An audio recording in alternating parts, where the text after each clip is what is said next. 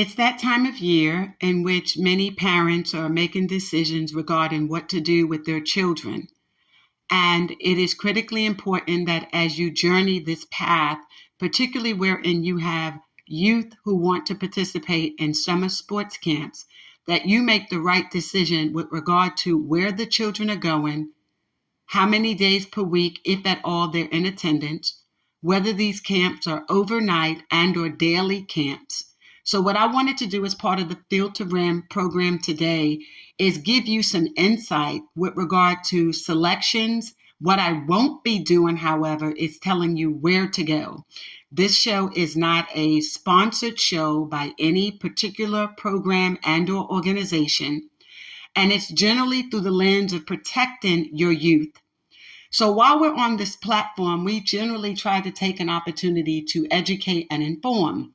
That's all part of us embracing the tagline of Field to Rim, which is where sports and culture collide.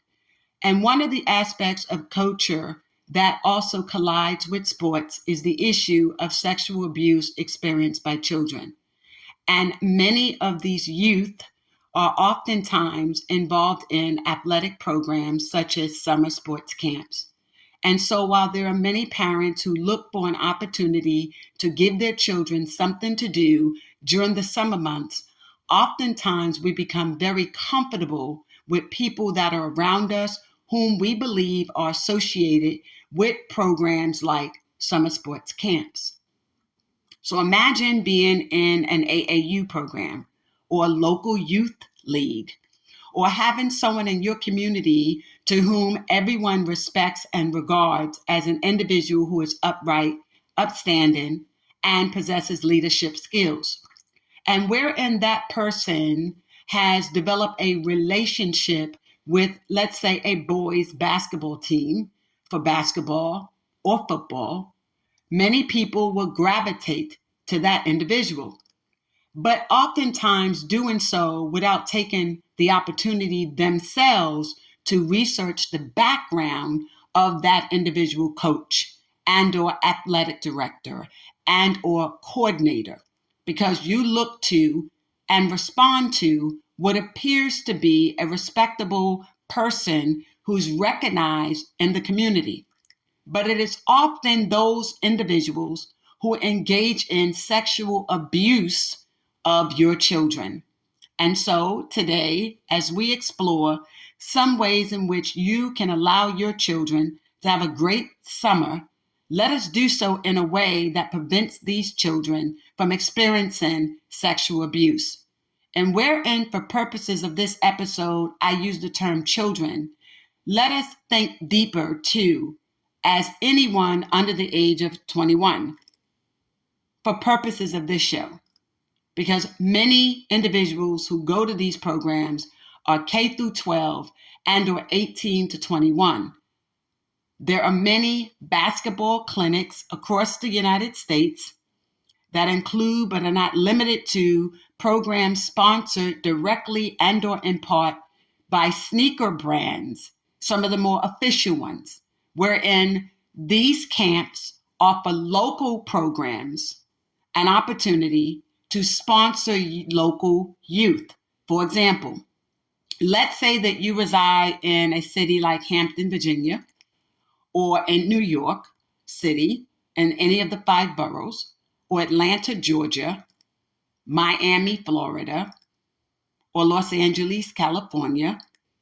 And let's say that you have a local YMCA or Boys Club of America, or a community center that provides services to low-income youth. And so that program provider of that community center or local youth league or program could attain sponsorship from a sneaker, footwear, and or apparel company.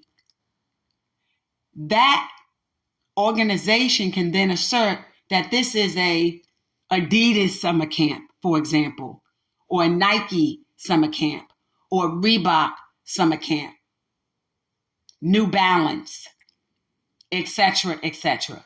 But in essence, They might merely be sponsoring the program, but may or may not have any direct association or liability or responsibility or registration of your youth. But they are legally responsible for the outcome of that program as it pertains to what may happen to those participants. So, wherein you send your child to a camp as such, where they are saying that they are under that leadership or guidance, or they're being facilitated by those organizations, you want to make sure that your children receive the necessary and proper treatment and care. And wherein they do not, you need to know where liability may lie. Not simply with the community center and or with the coach, but also with the corporate sponsors of those programs. There is an organization, a few of them, and I want to give you their names so that you can research through these organizations, many of whom have long-standing history in this space.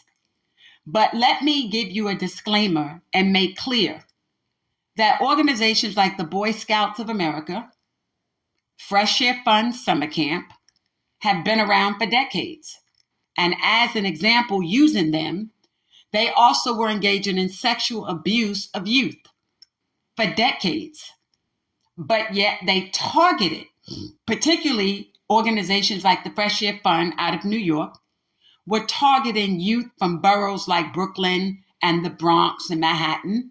And those children were sexually assaulted for upwards of 2 weeks at these summer camps. These organizations had long standing, but they also had corporate companies who were sponsoring their organizations. These were also corporate funders. And so wherein they have these corporate funders, these companies may or may not have been aware of, or may not have been told that these organizations like Fresh Air Fund were sexually abusing children. And so year after year, they were receiving funding from organizations like the Herald Company, which owns Macy's department store, New York Times, and others. And so parents such as yourselves rely to your detriment upon that type of sponsorship or corporate funding or donors to suggest and or apply or think that these individual organizations had received proper background investigations, and they had not. And so the list that I'm about to give you is not to endorse any of these organizations, but rather send you to some websites that I've researched and that I also am aware of professionally and personally that can give you further guidance in how to select a summer sports camp for your child. So why I preface using the Boy Scout and Fresh Air Fund as an example, it is because some of these organizations have been around for decades.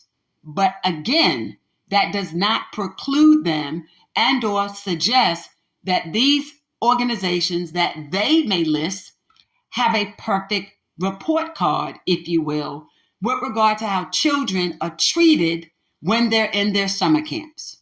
For example, Five Star Basketball Camp was once upon a time known as one of the best basketball summer camps and programs in the nation. They had and offered programs for some of the best athletes, both collegiately and those who entered the NBA. But it would be years later before many children who were participants would come forward to suggest that they were victims of abuse at these camps. Now, let me be clear. While many individuals would suffer and sustain sexual abuse at summer programs, there are others who suffered mental, emotional, and psychological abuse as well, and oftentimes bullying. And since we're in a new era of how bullying is dealt with, there are some children that deal with bullying differently. We've noticed in the last 5 to 7 years an increase in suicide among youth K through 12 and those under the ages of 18, who do not deal with bullying the same as maybe those in my age group or yours and the listening and viewing audience. So let us be clear that bullying can kill and also can create lasting and long-term psychological and emotional issues in as much as victims who suffer and endure sexual abuse. The following websites, again, will give some guidance on how to choose summer camps. The USA Sports Camps, also known as U.S. Sports Camps. United States Sports Camp, the same name. I-9, like I as in ice, the number 9, sports. They have provided millions of information, millions of data. They have data, on programs that have been provided to millions of youth. I'm multitasking here to give you additional information about I-9. I-9 to date has about 4 million registrants who have come through those organizations over the decades. I-9 sports are connected directly and indirectly to a lot of corporate sports and apparel companies, including the likes of Nike's and others. But Nike's program is separate and distinct. And I think that's important for you to note. As a parent, it is important for you or guardian to know that when you're registering youth for these programs, please, please, please note and document every company that has sponsored these summer sports camps. If it is Pepsi, Coca-Cola, a beverage company, Nike, Reebok, Adidas, New Balance, a footwear company, clothing lines for apparel, beverage food companies, Gatorade, Vita Water, sports drinks and the like,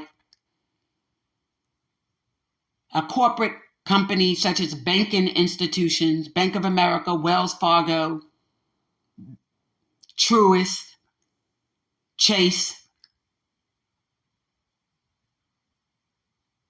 I'm trying to give you every aspect, and I'm going to tell you why this is critically important to the safety, welfare, and well-being of your child.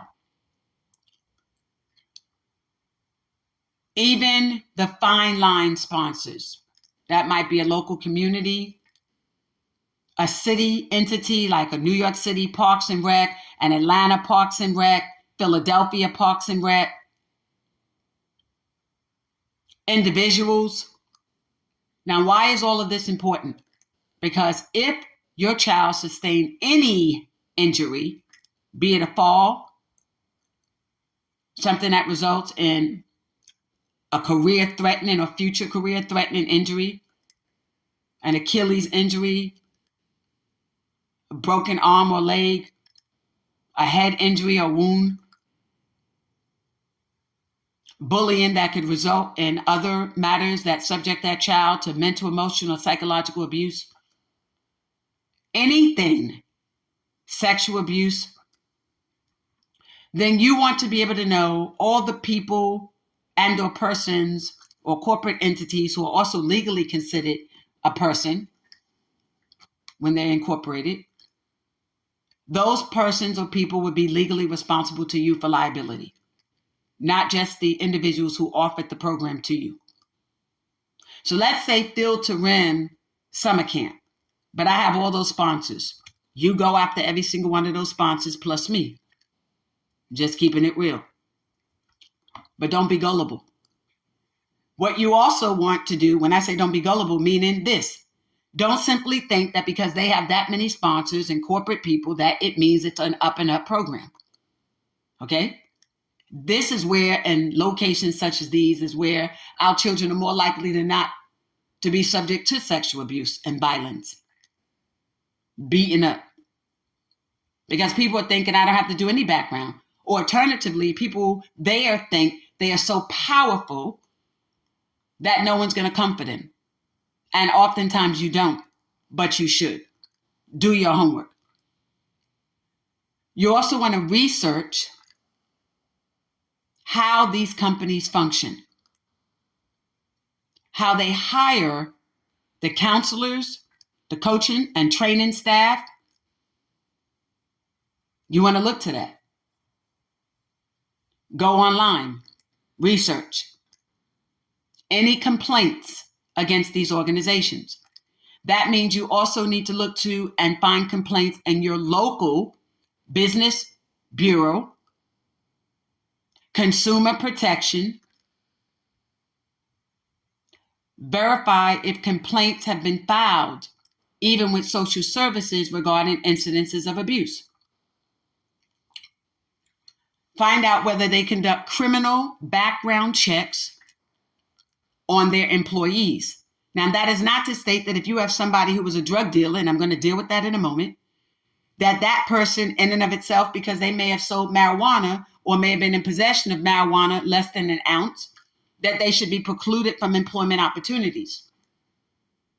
But you want to verify how detailed they are in protecting your children. How engaged are they? Because wherein you take the time to look at or determine the background of an individual employed, that tells you a lot about the corporate structure. What is the corporate structure like?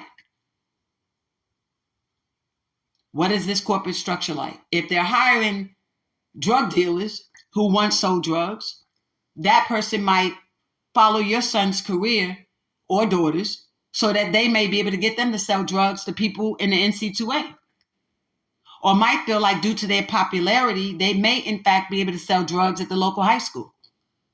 Or may in fact be able to eventually get to a professional league, baseball, basketball, football, hockey, golf, tennis, etc., and sell drugs on that level.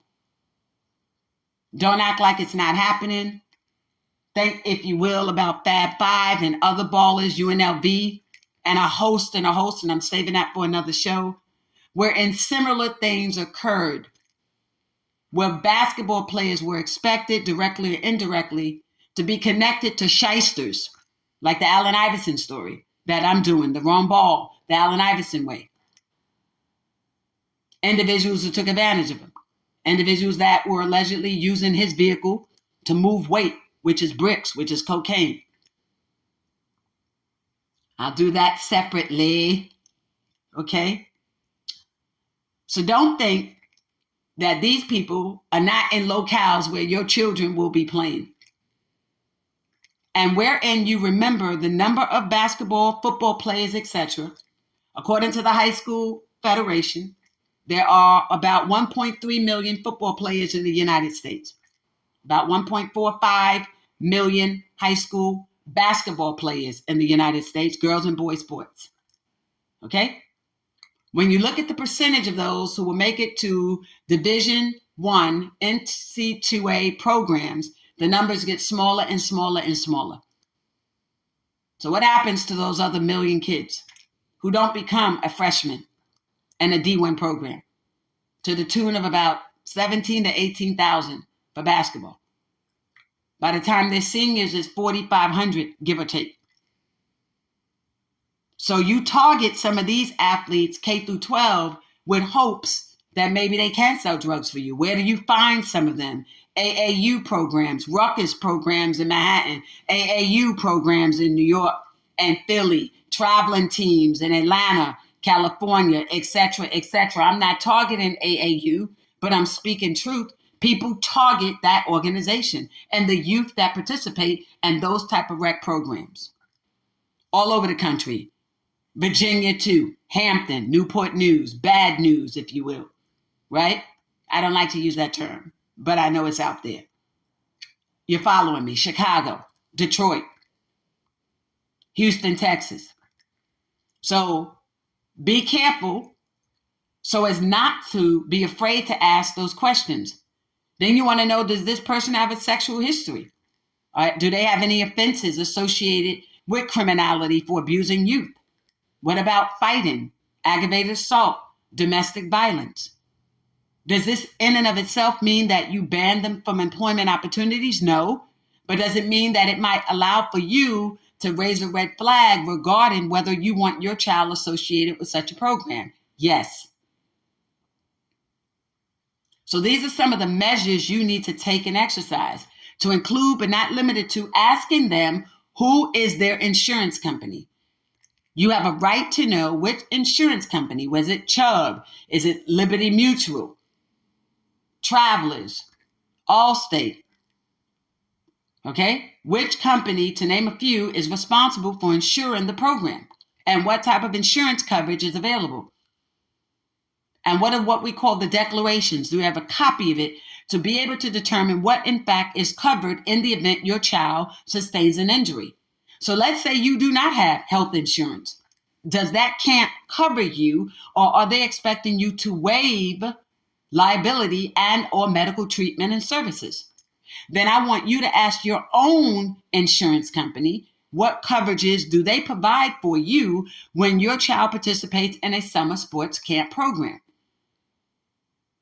And the saddest thing, in the event of death, what coverage, if at all, will you receive? Or where, if at all, liability lies?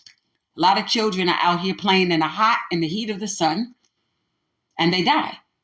Some of them suffer dehydration, others cardiac arrest. Do you have the necessary insurance coverage to protect you and your loved one in the event that such things like this occur? Okay? Summer sports camps. U.S. sports camps. Go to I-9, like Ice 9 Sports. Legarza, Legarza. Chelsea, as in Chelsea Piers in New York. Chelsea Pier in New York have a great summer program. And then U.S. Sports Institute. Go online to check these out. I also have written an article at Field to Rim. You can check us out on our website as well, where I'm sort of reiterating some of the things here, but it's in writing. But this too gives you an opportunity to make sure and ensure that you have the necessary information to make the right decisions. I'm giving you gems for how to choose your summer camp programs.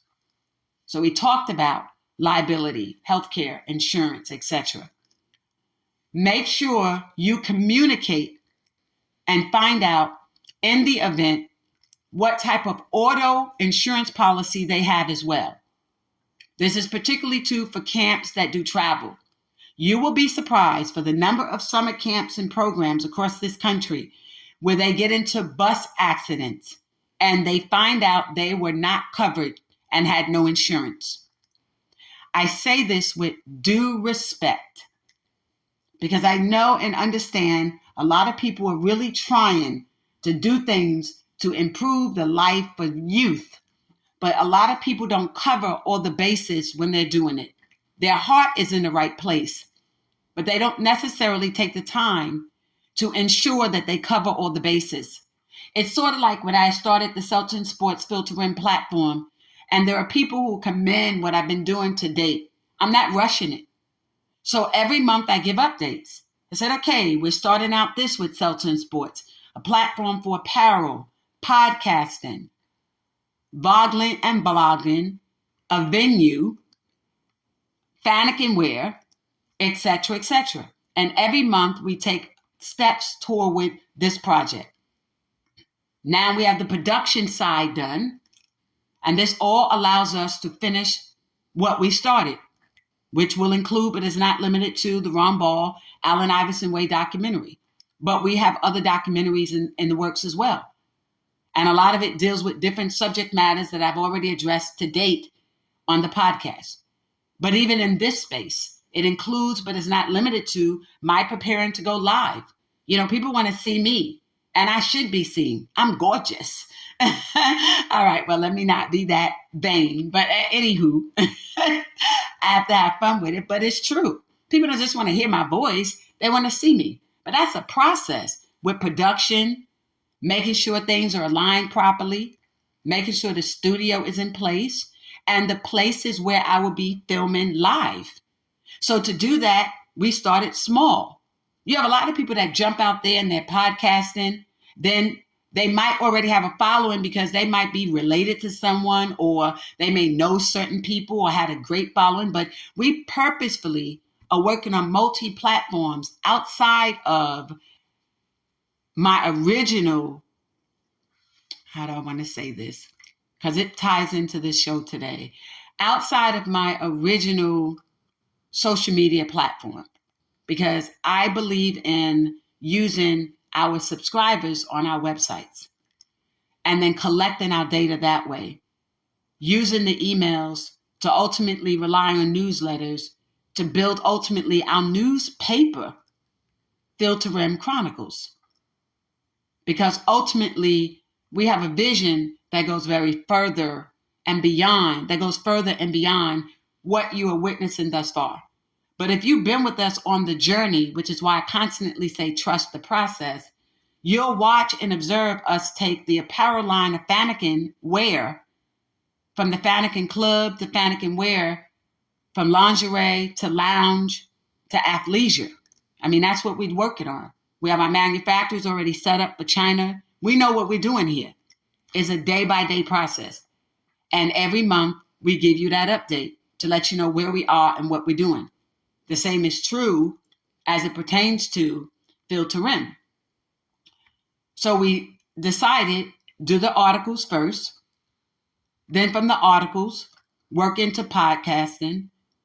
And then from there, take the podcast from audio platforms to YouTube. And then once we see what that's doing, then develop the videos, the actual face videos, in-person videos, in the field videos. And then TikTok. So once you have that done, then you move further if you want to Facebook and IG. We're not on IG. We're not on Facebook. We're methodical. We know what we're doing. Trust the process. Just trust the process. Trust me. Because if you notice, we send you to our website. I don't rely on social media. I'm grateful for the people that are following, but that's not where my base is. So don't look there. Trust the process. Don't look there. Why? Because algorithms and the like in the new social media era that we're in now, particularly over the last 24 to 36 months, is different now. You can't rely on that. And it's the same thing in our Gen Z conversations that are conveyed with regard to what the new era of athleticism and athletes look like and where you're going to have to go to secure and maintain your following. Particularly wherein you want your followings to follow you and know what you're doing. I don't want followers. We want leaders. We want people to lead with us in this space. We represent the new generation, a unique brand of women's sports fans, a unique brand of podcasting, a unique brand of apparel for men and women. Is different here. Trust the process. Everything from production to everything. Why does that matter for sports camps? Because some of you have been used to the traditional sports camps. You're afraid to experience the new, the grassroots, who are offering educational programs and services, who are combining STEM programs, science, technology, engineering, and mathematics with sports camps, who are offering youth an opportunity to even engage in culinary. Can you imagine that? Who are offering business sports camps, which is the direction we're going, where youth have an opportunity to learn about the business of sports. We say sports is more than a game, it's a business. That's been our tagline for forever. For forever, right? So like Outcast forever, okay? As someone just said to me, right? As Outcast forever. So wherein you're looking for sports camps, you want to also consider grassroots organizations, considering all the variables that I just conveyed to you earlier. Their program providers, their services, the insurance, how much they're insured for, the counselor's background, the education of the camp providers, the safety, look for complaints but you also want to make sure you don't exclude from your selection process new programs. When you think of that, it's like thinking of Allen Iverson's classic. It's new in comparison to McDonald's and Jordan's camps, but over the last 8 years, it's certified MBA, but it's offering something new to expose new talent, if you will, to the world. Because those children like Cooper Flagger and Flags and them were already talented. Stephon Castle from last year's class, they already known. So the program itself doesn't necessarily do anything other than let other people have access to them. But there are summer camps out there now that are different from the Iverson Classic, different from McDonald's All-American, different from Michael Jordan's program, in that those programs are making and providing exposure to talent that's already been developed on a local level and giving them national eyes and ears. But a sports camp actually can develop talent, teaching techniques and skills, so that when those youth return back to their communities, they have improved in their game. They've developed a sense of expertise in their skill set as well. Do not forego considering those type of sports camps as well as a development environment. And last but not least, I want you to ensure that you offer your children a very safe environment. I can't help but reiterate that. Don't be gullible.